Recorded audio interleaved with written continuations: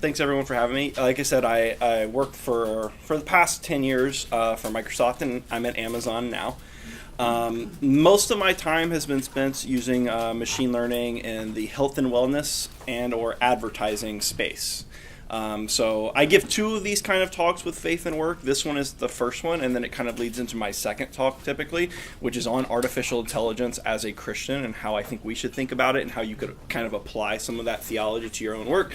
So it's interesting that we have someone that works in a similar field, and actually my second talk talks about Mickey Mouse, which is also interesting. So anyway, so hopefully at some point maybe we could do like a video conference or something like that and talk about it, because I think it's a fascinating topic. What I want to talk to you today is about the cultural mandate. I think that the modern kind of theology of work is very anemic, and it's interesting because that did not always used to be so in the Christian community. We had a very kind of robust view of what work is and who we are. But modern times is not that. We've reduced it to making money and to some very basic things, right? And we almost view it as kind of like a necessary evil. I think we need to correct that. In order to correct it, the first thing that we need to do is take a step back. I hope to give you some good reasons to question your maybe unarticulated view of work. And to do that, I'm going to ask 4 questions. First, what is the cultural mandate? What does it mean to create culture? What changed after the fall, and what might this look like in a fallen world? So first question. The cultural mandate comes from Genesis 1, 28 through 30. And God said to them, "Be fruitful and multiply and fill the earth and subdue it, and have dominion over the fish of the sea and over the birds of the heavens and over every living thing that moves on the earth. And God said, Behold, I have given you every plant yielding seed that is on the face of the earth, and every tree with seed in its fruit. You shall have them for food, and to every beast of the earth, and to every bird of the heavens, and to everything that creeps on the earth, everything that has breath of life, I have given every green plant for food," and it was so. Okay, so that's what theologians call the cultural mandate. So why is this called a cultural mandate? Those are 2 interesting words to describe this idea. First thing, what is a mandate? Mandate is an authoritative command, especially from a superior to an inferior or to a subject. As a Christian, this should strike you as fundamentally right. God is talking to man. We are his representatives on earth, and we are commanded to do his bidding, to reflect him, reflect his will in what we do. It's a mandate. Why is it cultural? What does cultural mean? Culture is a manifestation of intellectual achievement regarded collectively. It's not just you. You doing a math problem is not culture. But you in a study group, that definitely has a culture. Right? Think back to whenever you were in college and you were actually a part of study groups. Try joining a new one. Right? You look around, you're like, okay, they do things a little bit differently. Why? It's a culture that you're entering. Families have cultures. Ever think like when you get married, for instance, you realize that this person has been part of a different culture. I, for instance, put ice in everything. That's a cultural thing, and my wife finds it very, very weird. Right? Everything is a culture. How you hang your toilet paper is part of a culture that you grew up with, and you did not think about that until you got married.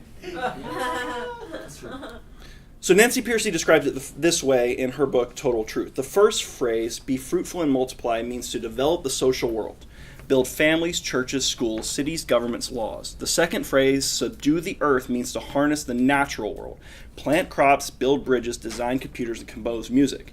This passage is sometimes called the cultural mandate because it tells us that our original purpose was to create cultures, build civilizations, nothing less. Okay, so let's unpack that a little bit. Notice that you were told to do this from the beginning. This is before the fall. This is before sin. This is before anything. You were created to work. It's not a necessary evil, and this is one of my primary critiques of the modern view of work, is that it is not evil.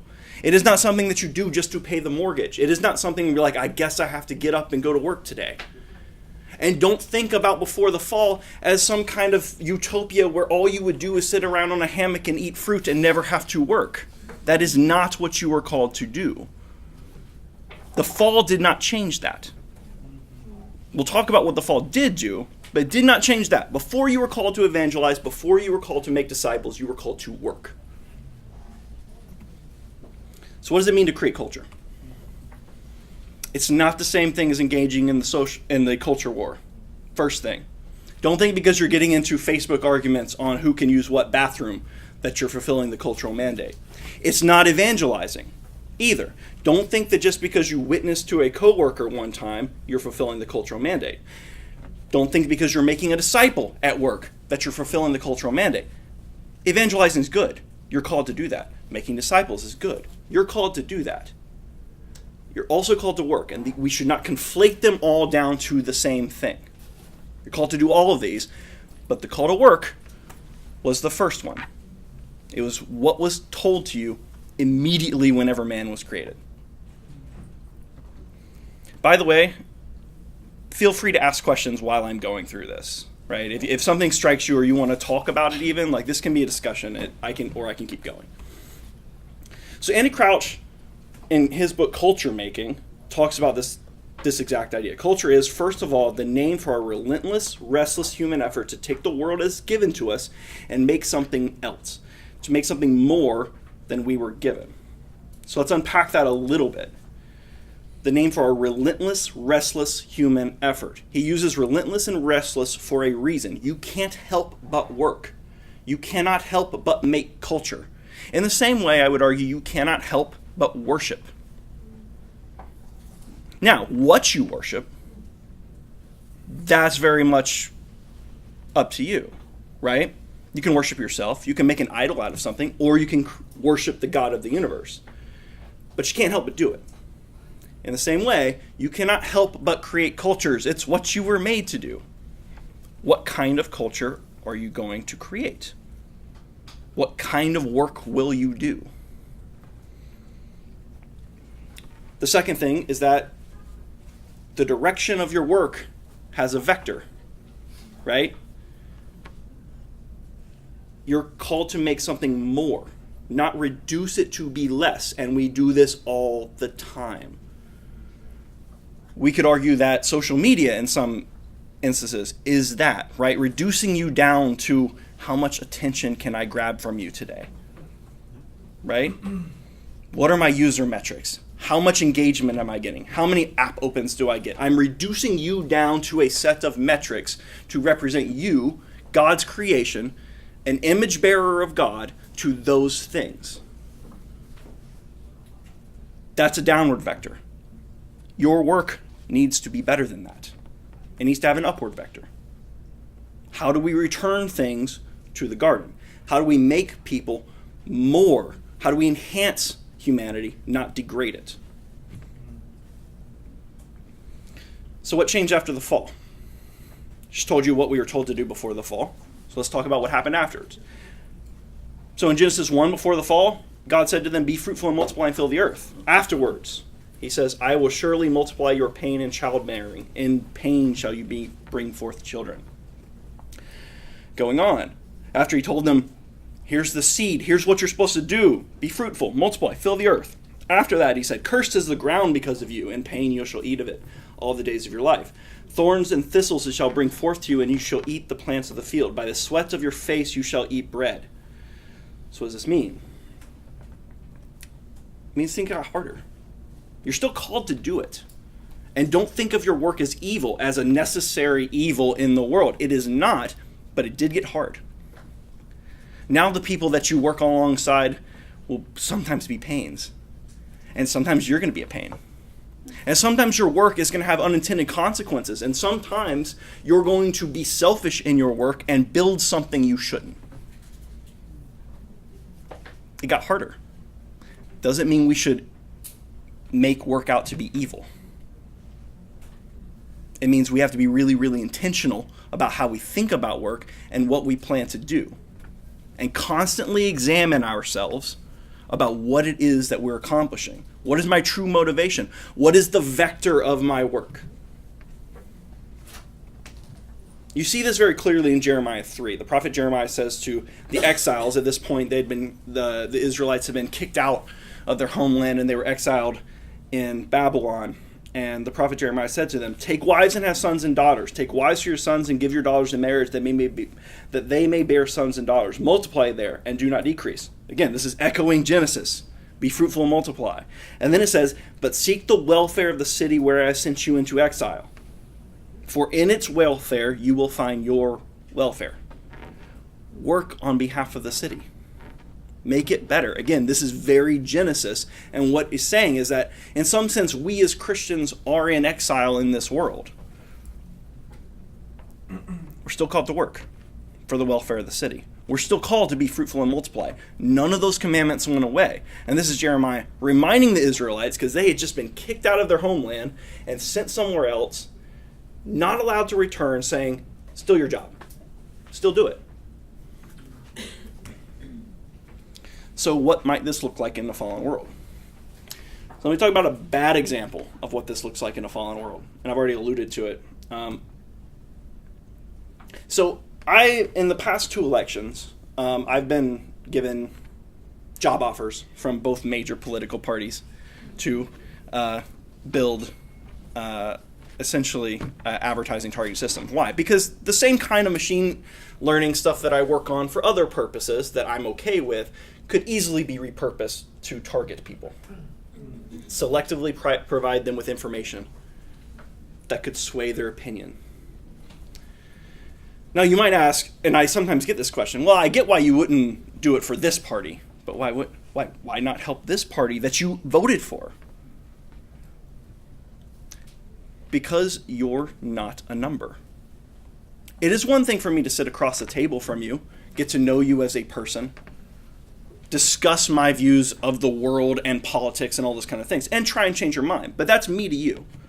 That's me treating you as an image bearer of God, a person with motivations, a person with a perspective.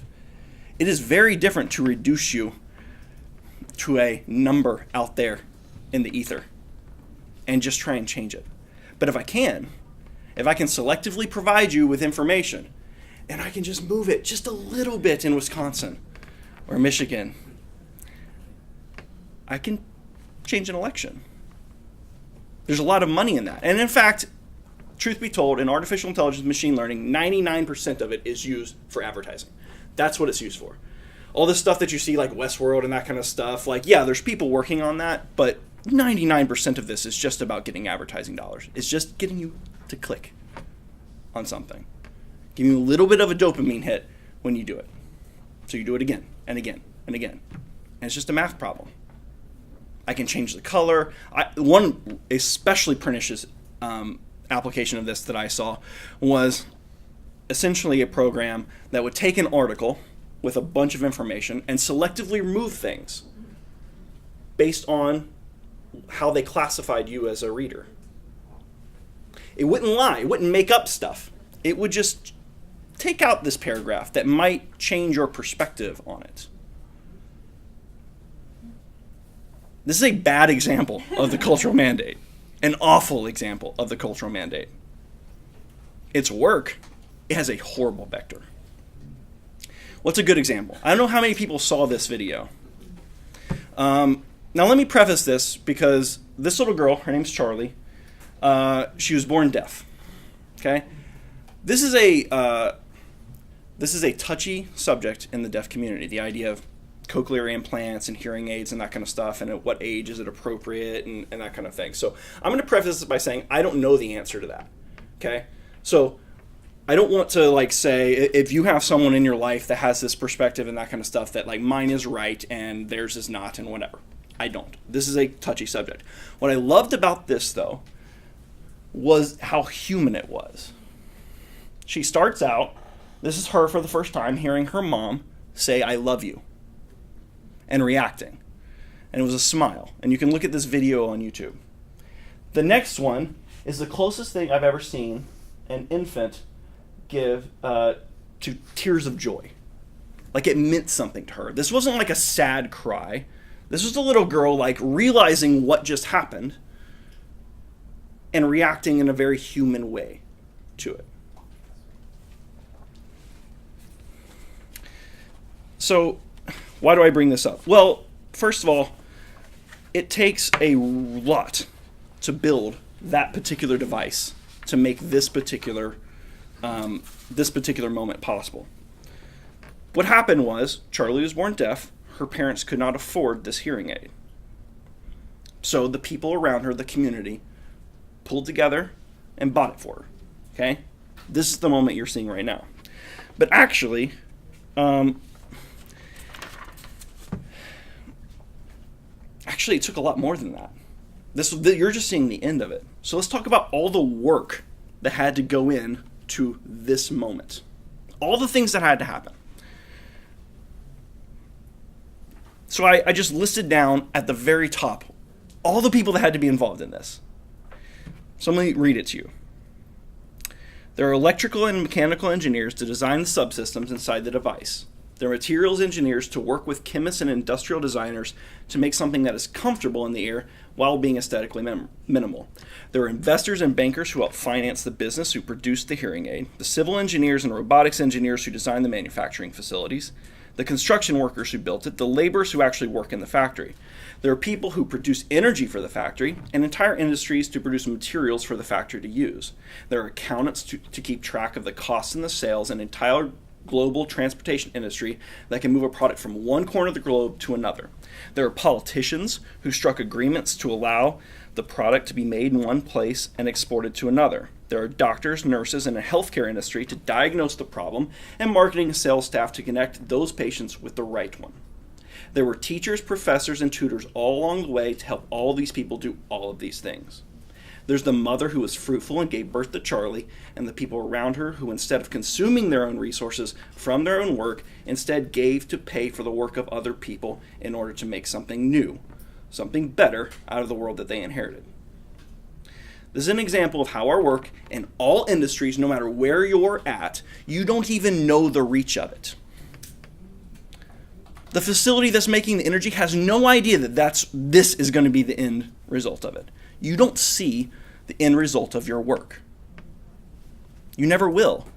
That's why when we get to heaven, the Bible describes it as, you will know even as you are known, because we only see in part. Then we will see in full what God was doing through our work.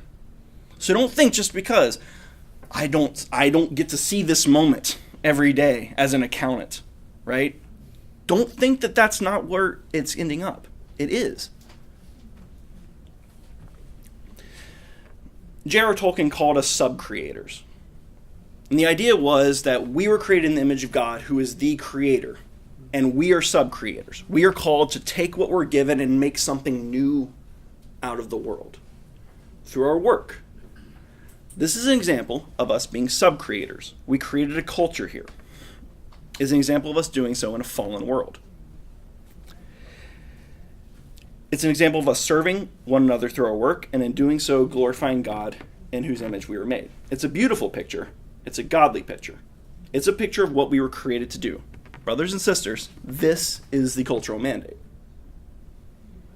So, with that, what do you guys want to talk about?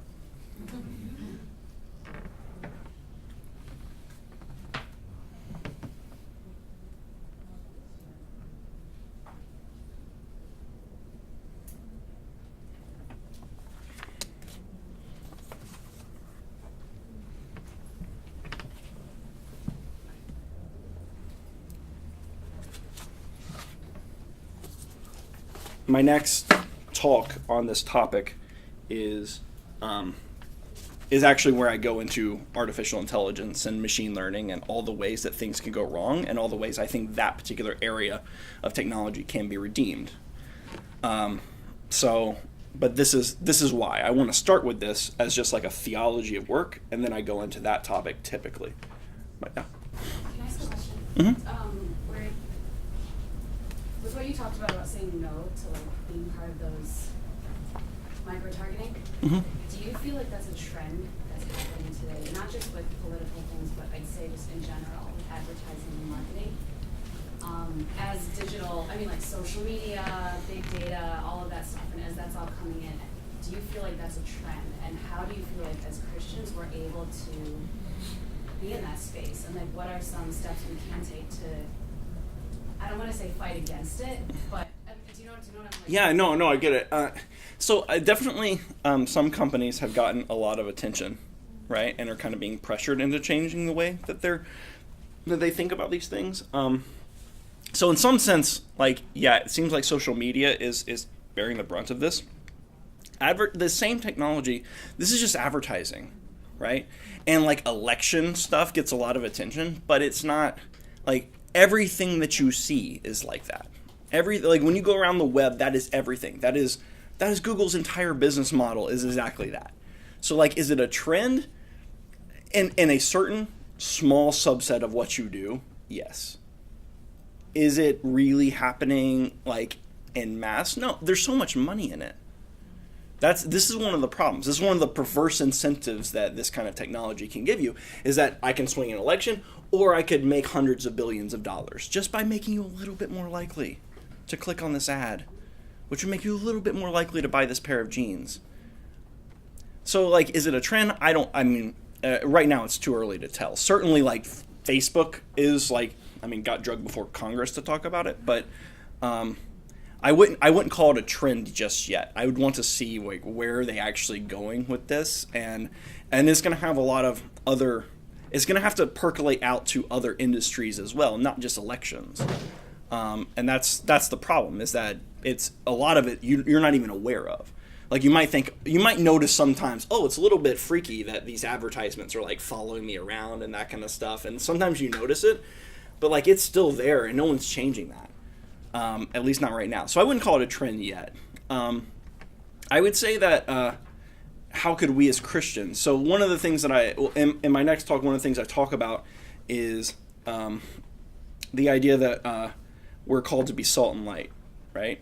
And so we cannot, let's say, salt preserves, right? It keeps things from rotting, right? That's why that particular thing was used. So as Christians, you can't be salt where you're not present, right? So you cannot just like say, okay, I don't like this, so I'm not going to be a part of it. So like Christians need to be involved in this. We can't just say, no, I'm not going to be a part of it, because all that means is you don't have the ability to keep it from degrading. So we should be. How do we do that? I think we're in the very early stages of figuring out like how do we, there's a fine line between manipulation and convincing you of something, right? Like, and we don't, it's hard to tell where that is, right? Even in talking to someone, like at what point is a salesperson manipulating me or convincing me of something, of the truth, of something I actually need? Like if I'm looking for a car, I'm looking for a car. Which car? Well, that's where the manipulation can come in, right? And so that's where like, it's a hard question to know where we're doing that. But that has to be our goal, right? Is we need to keep an eye on how are we treating people? How are we thinking about them? Am I convincing them of the truth, or am I manipulating them to my own ends? Yeah. Just to follow up on that, I'm curious how you felt in the tech companies that you've worked in terms of their receptiveness to you saying, or I don't know if you've had experiences where you voice like, I don't think this is helping the customer, or this isn't, this is manipulated in some way, or have you felt like companies have been receptive to that when you bring that up? I think so. I think that even, and again, there's this idea in Christianity of kind of common grace, right? And it's like general revelation that like even non-Christians are divinely, like they're still image bearers of God. And so they want it. They don't always articulate it and that kind of stuff. But there's a common language there about what they care about and what we do, because we're all created by God. And so, yeah, I think so. Like a good example I actually think is how, for instance, the Amazon Echo was designed, right? So there's two ways that you can design a device like that, right? You could just stream all the audio up to the cloud and have it process it and figure out when is it talking to me and when is it not and that kind of thing.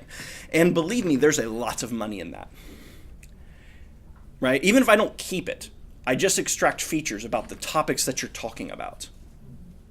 And I get to know your interests. I don't have to keep the audio to be replayed and that kind of stuff, but I can just analyze it just enough that would give me the ability to track you and suggest better things on Amazon, right? So that's one way that you could build this feature. And there's a lot of money in it. And if your user agreement says it, it's not illegal either. There's another way of doing it. The other way of doing it is saying, no, we're going to have a separate subsystem on the device that's just looking for that wake word. And other than that, unless I know that never leaves the device, we never extract features, no data about it ever goes anywhere. And once I know that I'm talking to you, then that goes to the cloud so that we can actually extract what it is that you want me to do. Play music, set a timer, do whatever, okay?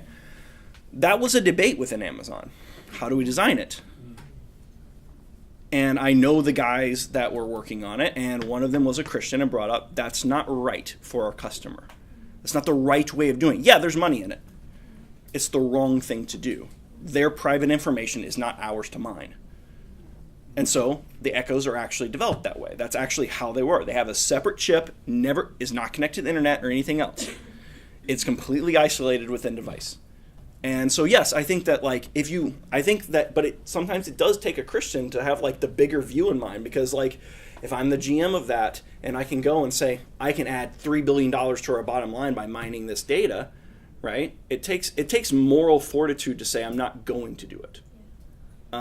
So I mean, it depends on, and I'm sure there's times where people have gotten shot down for trying to do the right thing too. But in my experience, when it's brought up and it's pitched in that way, like yes, I'm not going to quote the Bible to Jeff Bezos when I make this argument. However, you can use language that is common, but you have to have like, this is not necessarily going to help my career to shoot this idea down. Right? It might even hurt it, but it's the right thing to do. I'm curious about the idea of micro-targeting, and you were talking a little bit into the difference between convincing people and manipulating them. Mm-hmm. I'm curious about your perspective when it comes to, let's say, technology and development, and kind of related to your presentation as well. Trying to convince people or lead them to make choices that are good for them, I guess, whether it's in health, say nutrition, education.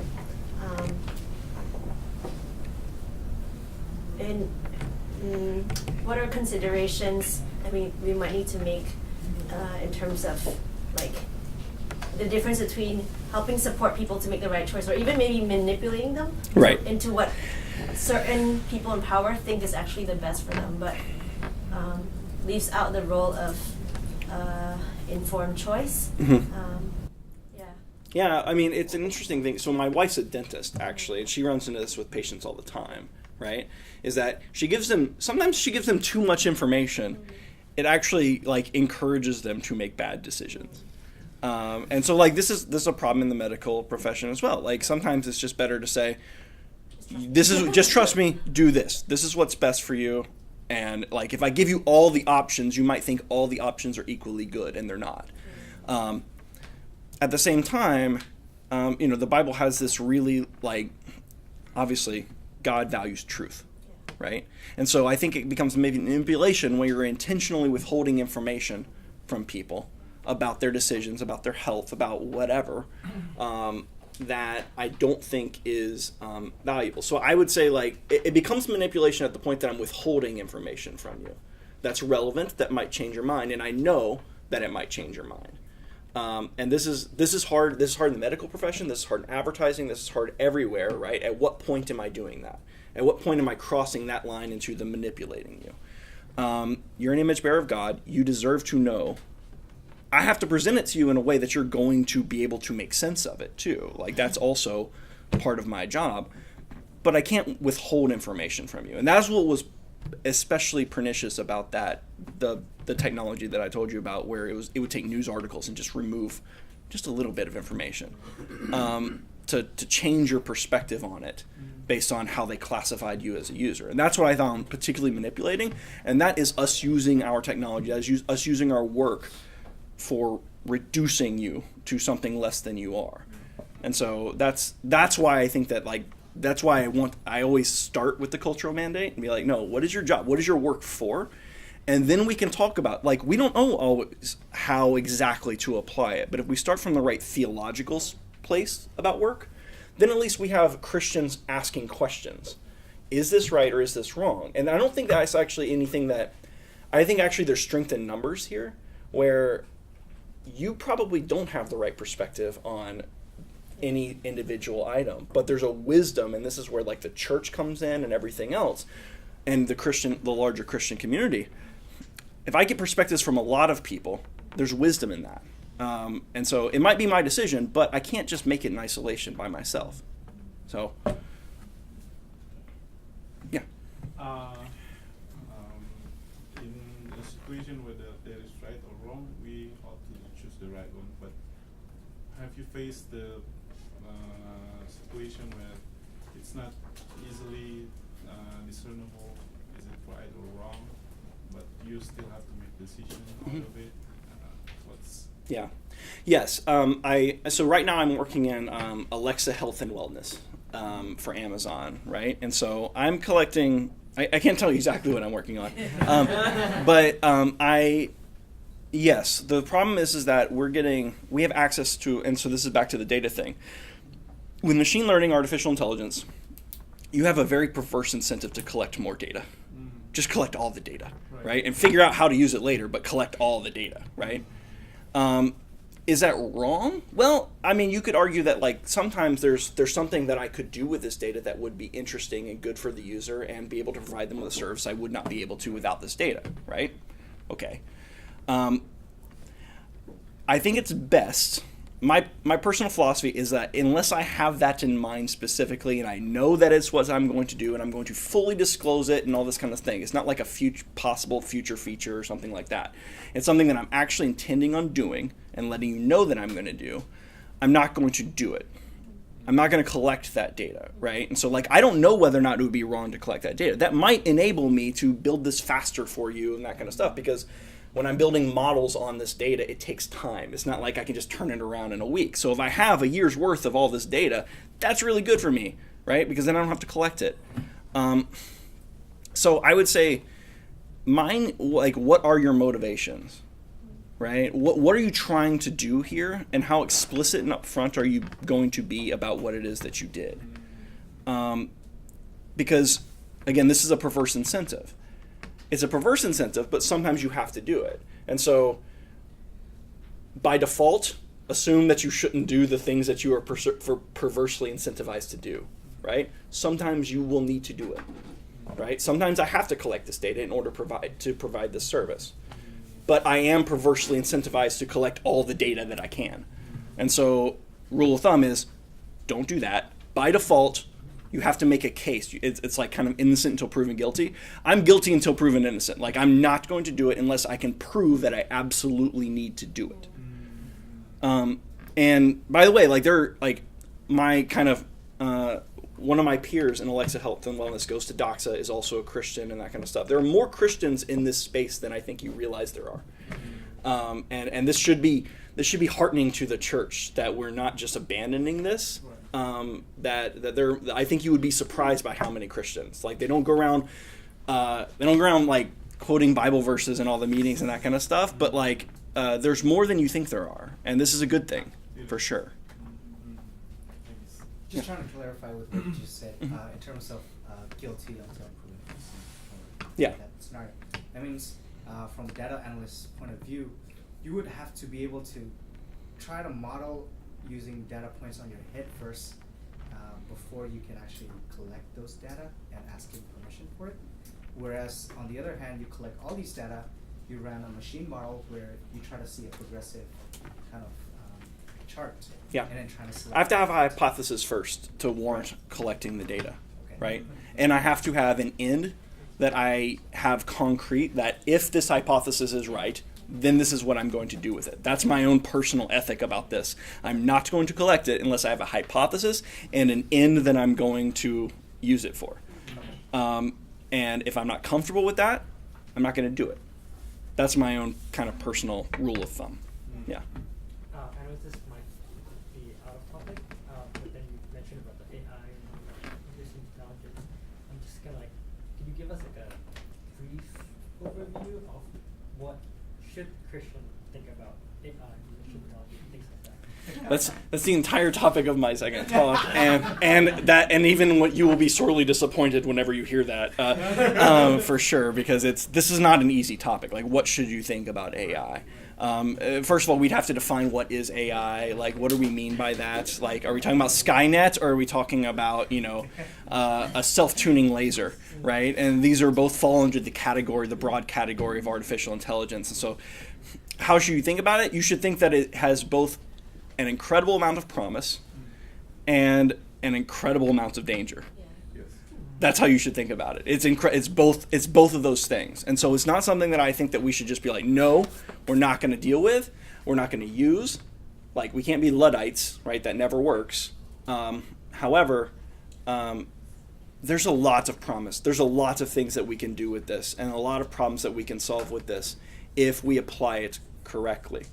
And we build it correctly. So one of the things that I push back on a lot when people says, well, AI is a tool, and like any tool, it can be used for good and evil. And you're like, well, tools are not neutral, actually. Like, that chair begs you to sit it in a certain way, right? You can't just approach it in any direction and that kind of stuff. It's not neutral. Your phone's not neutral. It's constantly buzzing you. Look at me. Click on this, right? It's constantly asking you to engage with it. It's not neutral.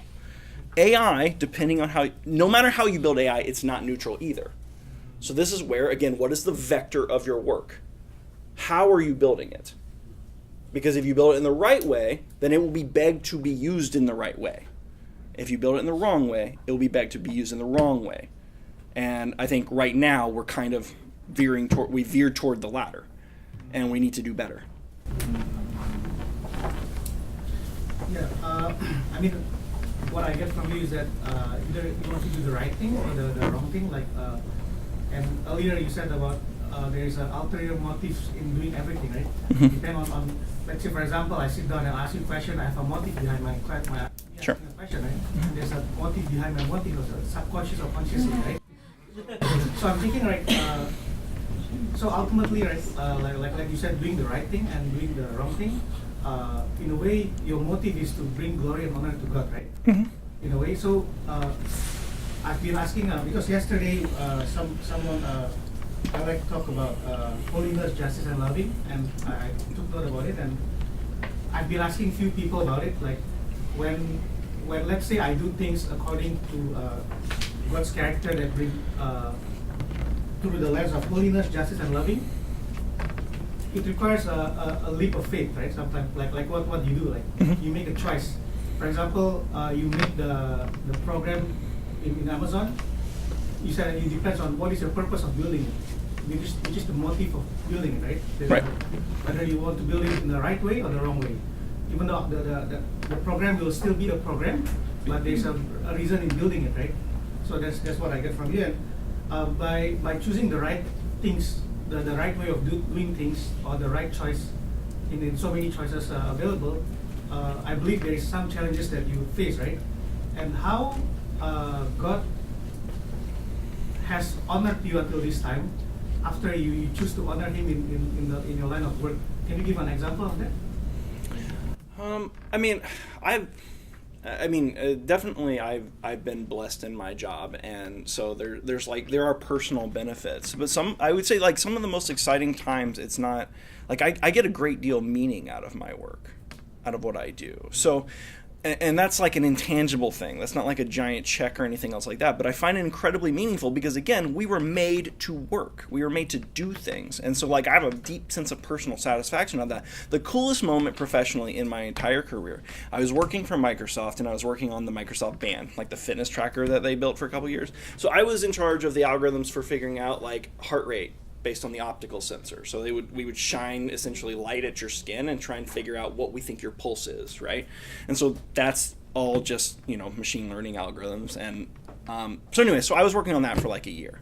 One day, in order to do that, you have to collect a lot of data, right? So we were operating like a fitness lab where we would bring in people and strap like several different sensors to them, and then hours and that kind of thing, and we would constantly try and model what was going on. There's a particular, in your heart rate, there's the pulse, right? But then there's also heart rate variability, right? And so what's the difference between your heart rate, between beats? So because sometimes it'll be very consistent, and sometimes it'll start behaving a little bit erratically. This is common if, say, you just ran up a flight of stairs, right? like your pulse will increase. Well, that's going to change. It's going to be more variable. And then like once you stop, it's going to become more normal and eventually just kind of taper off. Okay, so like a good example of how stressed you are is heart rate variability. Great. So that's one of the things we're measuring. Guy comes into the lab, and his heart rate, he comes in, we asked him to come in because he'd been wearing our device and we had been collecting his data and that kind of stuff as he just does his normal life and that kind of thing. And we come in and we're like, okay, well, your heart rate variability has been, according to our algorithm, has been really erratic, right? And we don't know why. We're assuming there's something wrong with our algorithm because, like, this is weird. So the guy comes in and he's like, yeah, okay, no problem. So we put on a bunch of sensors everywhere and all this kind of stuff. And we're like, oh, no, it's right. You need to go to the hospital right now. And so he goes, and within 2 hours of us sending him to the hospital, they're doing open heart surgery on the guy. And the doctor told him, he's like, yeah, like, I don't know when, but you were a ticking time bomb. You could have died. Like, could have happened today, could have happened a year from now. I don't know, but I know this was really dangerous. This is like a 40-year-old man. He's like, you would not have survived. This would have been like a catastrophic thing. So that's like one of the most rewarding parts. It's like, I am just like doing math, right? And writing some code and that kind of stuff. And at least in that instance, someone's life got saved, right? And so this is a good example of like how that's a blessing to me though, right? That's God showing me meaning in my work. And not everyone gets to see like that kind of a dramatic thing in what they do. But know that no matter where you are, you're an accountant or something like that, just like Charlie and all the things that had to go into her getting that, like you're a part of this too. If I don't have electricity, I can't build these things. If there's not mining and all the other things that had to go into these devices that I get to play with, it doesn't exist. Like your work is incredibly meaningful. Tripp, let me ask you a quick question. Is for somebody that, like, you've had a journey, you've gone through the things that you studied that are passionate for you, you've worked in jobs that you're passionate about, you've had a choice. For some people here is they have a choice, they could be doctors or lawyers, but for some of them they are part of family businesses. And their parents or someone has said, this is the direction you're going to take. How do you begin to really serve God and continue to honor God and really find meaning in your work when in some sense you may not have that freedom of that choice? Yeah, so I would say that like, I can't remember who. One of my favorite quotes, and I can't even remember who said it, was like, modern people do not see God because we don't look low enough, right? We're looking too big. We're not looking at what's actually meaningful right in front of us. And your work, whether or not you choose it, whether or not it's a family business and that kind of stuff, is meaningful. It is having a tangible effect, not just on your family, but the people around you, the industry, your country, your city, everything else. And so if you're intentional about that, if you're intentional about how you're going to treat your coworkers, if you're intentional about how you're going to use the resources that come from that job, if you're intentional about what kind of business am I going to run, no matter your job, look low. And you say, if I'm intentional about that, I will see God in that. It doesn't matter what it is. And that's why I like, again, the Charlie example, because like everyone's doing their thing. Right? The lawyers and the politicians, they have no idea that this little girl, and they would never meet her. But it matters. Like, you are not an island. You're a part of a web. God's web on this earth. And so, like, look low. Be intentional about what's right in front of you. And I promise you there's meaning there.